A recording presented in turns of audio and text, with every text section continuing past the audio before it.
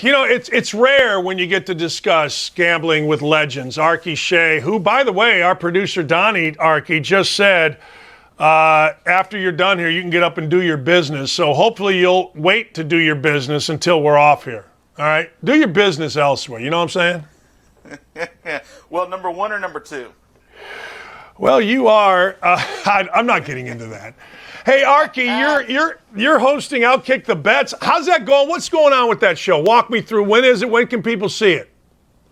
People can check it out at 11:30 a.m. Central Time on the OutKick Bets Twitter feed, especially. Also the YouTube page. Go ahead and give that a subscribe as well. And Kayla Canarum and I are having a lot of fun on that show. We go about half an hour every day, and we break down some of our favorite bets of that day. We probably do about 5 to 8 or so every single day. We get you preview for the weekend on some of the look-ahead games, and really we have a lot of fun with that thing. Like, the sports betting is so much numbers and so much analytics that sometimes we like to sprinkle in a little laugh here or there, and that's what we try to do too. So it's really an all-around really tight, fun show to do to get you ready for your sports betting day. Yeah, baby. Hey, when I Googled you, the first thing that came up is Arky Shea has won numerous awards. What's your favorite award? What's the one award that sticks with you? The one award that sticks with me is probably the Alabama Broadcasters Association Sportscaster of the Year. Whoa! That was really cool for the large market. I'm very much like you, Dan. I got a lot of roots in terrestrial radio, man, and I spent over a decade working on that side of the ball, and it's a lot of fun. I did mostly morning radio, and that stuff's a lot of fun to do, and we had a ton of good times doing it, and that's really difficult to do, like every single day to be up for a 6 a.m. to 10 a.m. Central show. But I'll tell you, that thing means the most to me because that combined that plus the fact that I would do play-by-play for some local teams up here in North Alabama, and it's sort of like it sticks with me. It's on my wall to this day because I don't put many awards out there, for people to come check out my office, but that's one of them because I'm really proud of that one. Yeah, you should be. I'm still waiting for my first award. I swear it's coming. I know it's coming. I know an award is just around the corner other than, being a jackass. Hey, Arky, let's go into betting. Now, are you in the show, college basketball is heating up. You going to get into that? Is this mostly NFL? Is this mostly college? What do you got? Well, we do a lot of everything, actually. College basketball, of course, is just heating up. I actually was just remembering last night watching Indiana hold on to beat St. John's last night in what was almost a blown 14-point lead in that game. But, yeah, we did a lot of it. I watched, for some reason, I found myself watching a little bit of Vanderbilt take on VCU last night in a real slugfest, and I mean slugfest if you don't like points at all or good shooting at all. That's exactly what you got in that game. Yeah, so I'm all over the place when it comes to sports betting. I look at every single day as a chance to make some money, and if I see some lines that really attract me, I'll get on it. I'll tell you, though, you probably paid attention to this, too. This has been a real good underdog covering the spread type of year early on for college basketball. It has, and I attribute that to a lot of older guys on teams. Like, there's older guys, and so they go into places, and they're not afraid. Last night, you mentioned the Indiana game. You got to understand, I'm here in Indiana. It's probably like what Alabama football is. When Indiana wins a game, IU fans swear a national championship is coming. So you would have thought that win last night against St. John's was a win in the NCAA tournament against Duke, the way people here have reacted. I guess we're just starving Alabama. Obviously not. All right, let's get into some things here. Before I get into, you sent me a number, but I want to get into something. Do you think Alabama or Georgia or Ohio State or Oregon, the 4 teams currently in the college football playoff, do you think there's any value in betting any one of those to win? Who has the most value? Who has the best value when you're looking at a national championship as a futures bet? Purely value right now is probably, I would think, Ohio State of those 4 right now. I don't think Oregon, and again, we're talking about winning, not just trying to get the value. We don't get the win plus the value points on it. Right. Georgia's been such a stranglehold on teams this season that they're really getting up there higher and higher in the odds. And Alabama, there's almost no value unless you go inside the games individually to get Alabama on the odds. Ohio State may be able to give you a little bit. I mean, Oregon's the big value team there because no one's really sort of expecting Oregon to be able to get through two of those teams. But Oregon's not winning the national championship. So Ohio State, oddly enough, might be your most significant value just of those four teams. I don't even think Oregon gets in the playoff. I think Oregon loses this weekend at Utah, but, who the hell knows? All right, let's get to some of the games that you like. Let's go through the Colts at the Bills. The Bills are minus 7.5. The total is 50.5. What say you? I'm surprised at this number being so high as far as the total is concerned. 50.5, considering we have one of the elite defenses in the NFL when it comes to the Buffalo Bills. They're 1, 2, or 3 in every single category. And if you look at the best thing that Indianapolis does, they run the ball really, really well. And Jonathan Taylor has just been phenomenal for this team early on in the season. I guess we're midway through now. And that dude's just killing it. I mean, he's one carry away from leading the NFL in rushing yards coming up because he's tied with Derrick Henry right now, and we know Derrick Henry's not playing for a while. So that's the biggest weapon that the Colts have, and I think the Bills are set up dynamite to sort of stop that run, or at least to limit them, and also to be able to limit Carson Wentz. Carson Wentz turns over the ball in more inopportune times than we sort of see any major starting quarterback do at this point. The Colts are still a good team.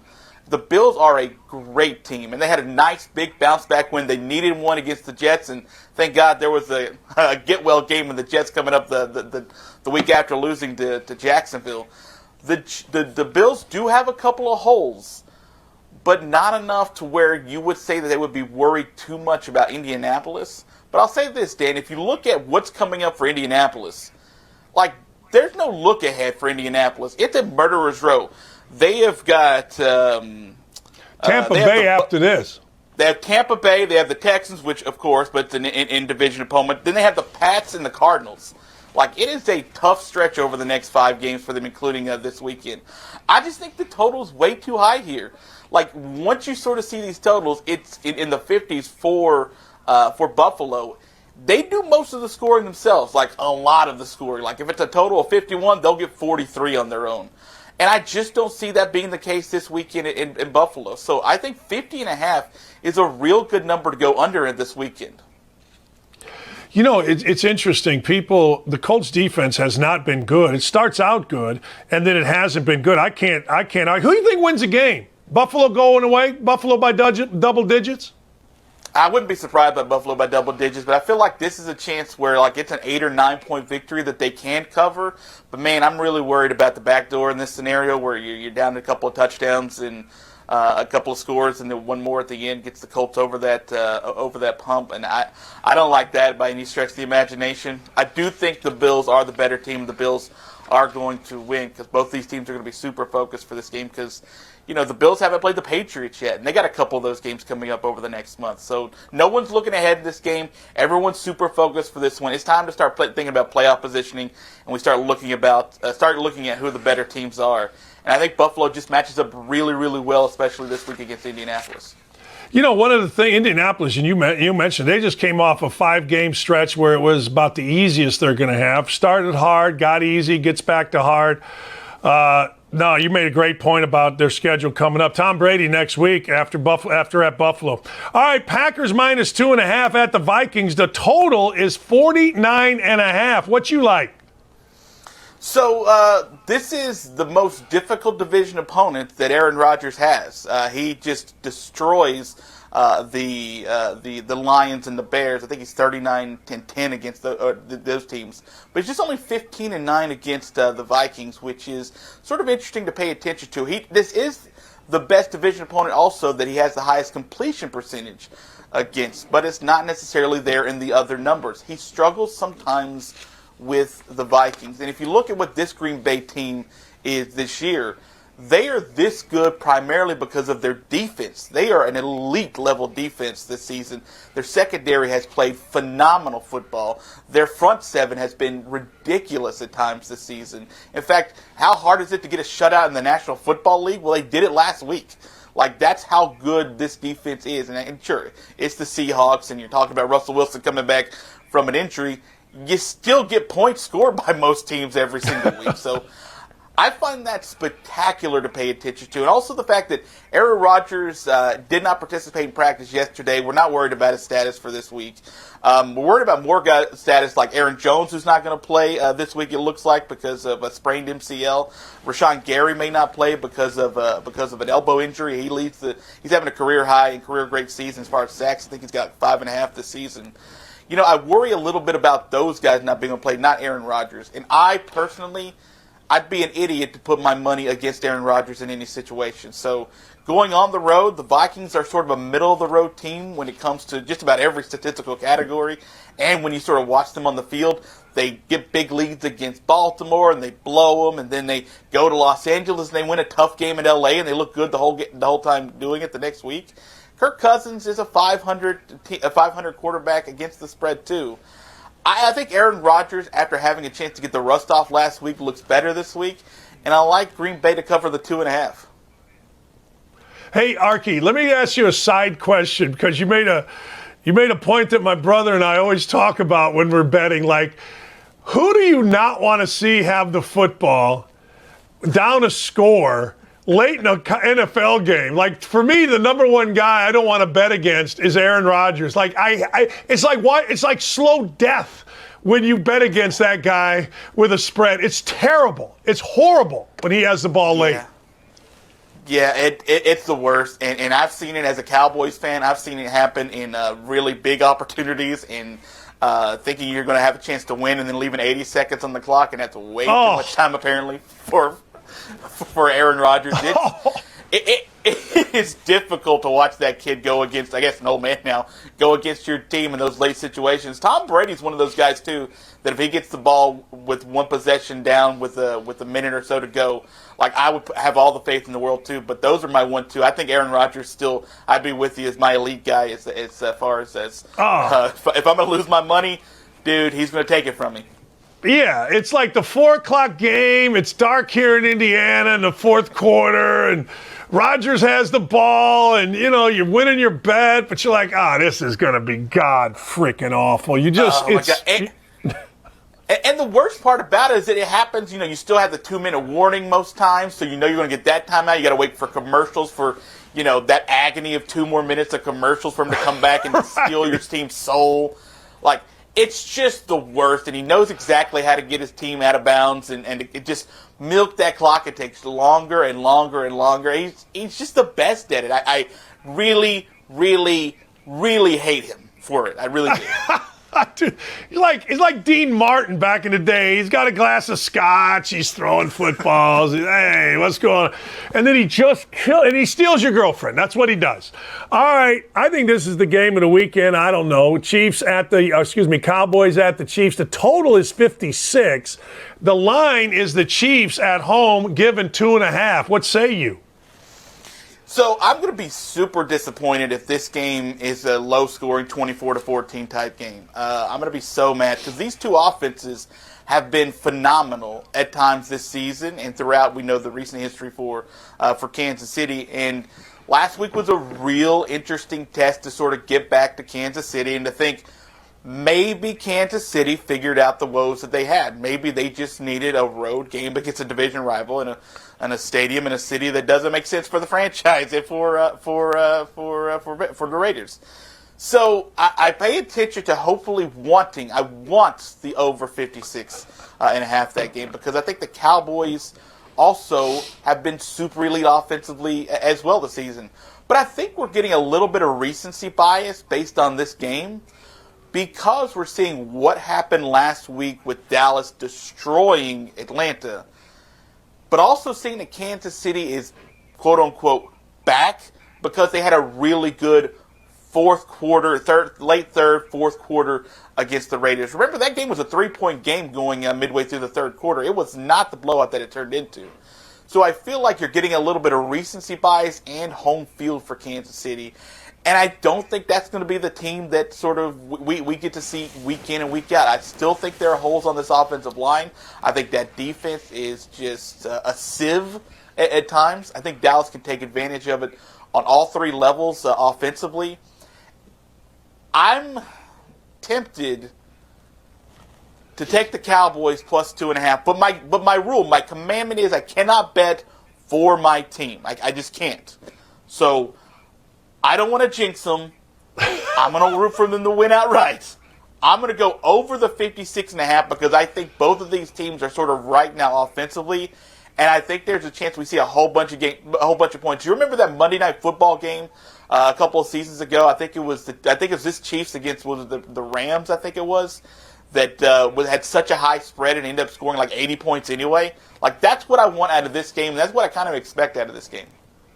Hey, I was watching ESPN a few weeks ago, and the clowns on the morning show said that Kansas City Chiefs broke. Their offense is broke, they said. It's broke. Dan, you know this. Like, how do you react every single week like that and like have people still trust your credibility? Like, right. You can't do it. You can't sit there and tell me that the team is broken and then fixed in 1 week. Either they had a slump or they're broken. It can't be both. Right. Oh, man, they're broke. Okay. My producer, the great Jimmy Cook, is a Kansas City Chiefs fan.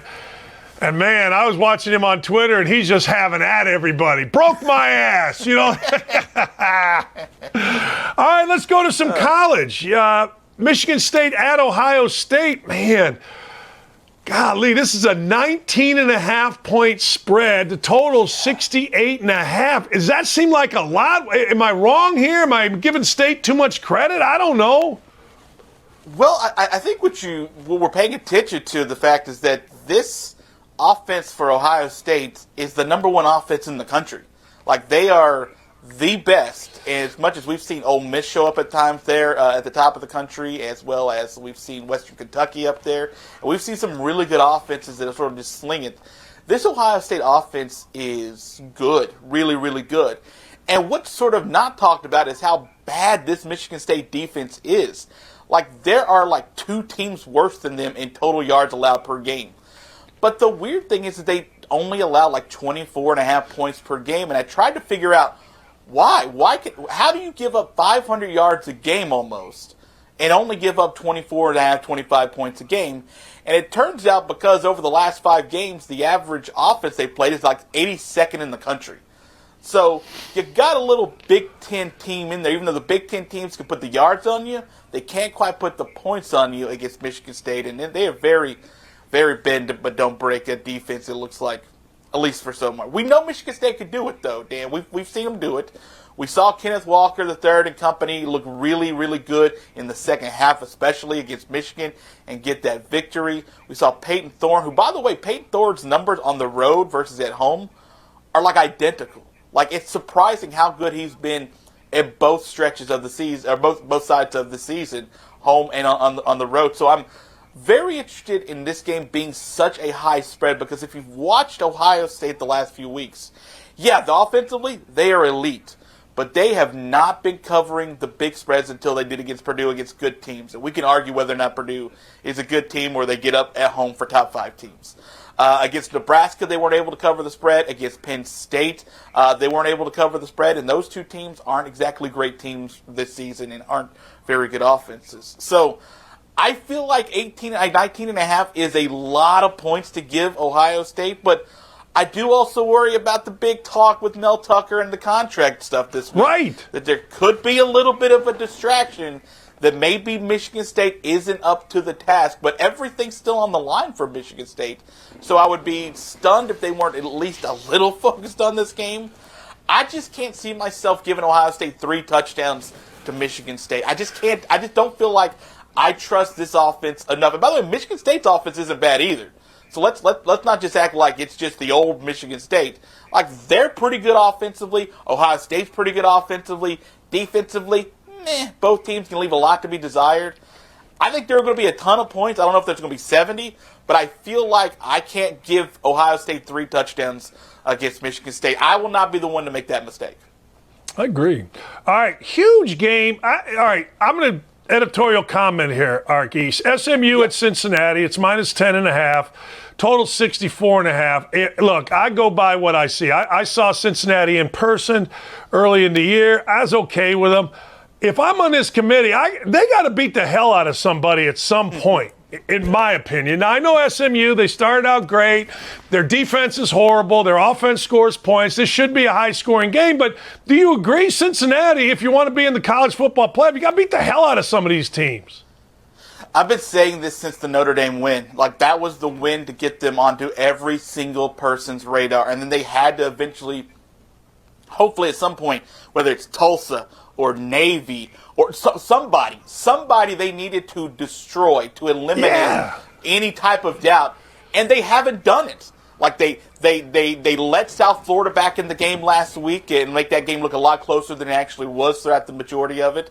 Like, when we're looking at the committee and they're paying attention to Cincinnati, they're not watching Cincinnati, South Florida. You know how I know? Because they literally said, when it comes to Michigan State, put aside watching the games, look at the stats. It's like, what the hell are you talking about, right? So they're not watching Cincinnati, South Florida, okay? I'm only one because I have money on the over. That's it. I'm the only dude watching it, okay? So if you're going to put me on the committee, I can make a case for Cincinnati. But outside of that, like, they needed to beat the crap out of somebody, and they haven't yet. And this is the best opportunity, too. Desmond Ridder can light SMU up. That pass defense for SMU is atrocious. And they need to come in with a sense of kill in their eyes because there's only 2 games left plus the conference championship. And they have to start looking good. They're at number 5. The committee, the chair, Greg Barta, said that they're in a solid position. There's no debate who number 5 is. So they've got to take the debate out even further when it comes to one of the teams ahead of them will lose at some point and be there to take advantage of it. I cannot see SMU winning this game. But I don't think I can see Cincinnati blowing them out either because they haven't. But I will say that the thing that I like the most about this game still is probably, sadly, even though I want to fight for a group of 5 team in the college football playoff, I think SMU is going to be able to keep this within a single digit. The teams that SMU that Cincinnati struggles with are teams that can sort of control the ball one way or the other, whether it's through the ground or through the air. They don't play a lot of balanced teams that sort of give them trouble. This SMU team slings it, man, and that is a way that if things are going right for you, you can find yourself in a really good position to be there at the end of the game. Now, the bad news is on the other side, if it's not going right, you could be down 21-3 at the end of the first quarter real quick. But I don't think this Cincinnati team has got that kind of bloodlust in their eyes. I think they just think they should win, and however they do win should count, and I agree with them, by the way. But, like, my big love is on the over on this game. The over, 49.5? Or no, 64.5. 64.5, yeah, 64.5. Yeah, I think that's going to go over in this game, but more importantly, I think SMU is going to be able to keep this game with a single digit. I haven't seen it. And how do you bet on Cincinnati to do it when you haven't seen them do it? Hey, look, when I saw Cincinnati play Indiana wasn't horrible yet, but Indiana beats them. Yeah. They had to come back twice in that game and survive a freshman kid, Timmy Baldwin's fumble by Indiana on the 2-yard line. So I walked out of there saying, you know what, though, truthfully, Arky, I saw Michigan State play in person against Indiana, and I walked out of there saying, if they're in the top 10, then the top 10 stinks. But I don't think they stink, but that's, I don't know. Yeah. Hey, man, I got to – huh? I'm sorry, I was going to say Cincinnati's going to be without Jerome Ford, who's got 600 more rushing yards than their number 2 running back of the team. Like, I don't know how you fall in love with Cincinnati other than the fact that they don't lose. I mean, it's just they got to punch somebody in the mouth. Which is a good fact. I mean, other than the fact that I'm with you on it, but hey, I don't believe the whole every game counts. A lot of guys are saying, well, if every game counts, Cincinnati should be in there. Well, so should UTSA. I mean, nah. Don't even get me started. Man. Dude. Bah. How do you have an undefeated team at any level of football 20 spots below, and 5 to 10 spots below 3-loss teams and below a 4? Like it's this committee clearly has a bias, and if we're going to play with the bias, Cincinnati knows that that's in there. They have to beat the crap out of a ranked team. That's it. That's just it. That's my final thought. What's your final thought? That's my final thought. Cincinnati beat the hell out of somebody, and Oregon is on upset alert. I think Oregon goes down at Utah. You got a final thought on it? Yeah, Oregon, Utah. I'm going to fade you on that one. I like Oregon on this. So we like to fade Dan Dakich, right? I really like Oregon. Oregon has to have this game. Utah can still get a rematch with Oregon if they win next week, if they lose this game. But if they win this week, they'll have the tiebreaker against Arizona State, and they'll go back to the Pac-12 championship game. But I like Oregon in this one. I like Oregon to get the W and keep themselves in the college football playoff for very tightly contested. All right, Lauren and Stephanie, let's clip that. And when I win, I'm going to wear my we'll have Arky on if you can. If you want to, come on next week. And I'll wear my crown and my cape and crown myself king, because I think Utah beats the hell out of them. I don't think they beat the hell out of them. I think they beat them. Beat the hell out of them. No. Just beat them. Beat them by 1. But I'll have my crown on next week. Thanks, Arky. Appreciate you, man. I appreciate you, Dan.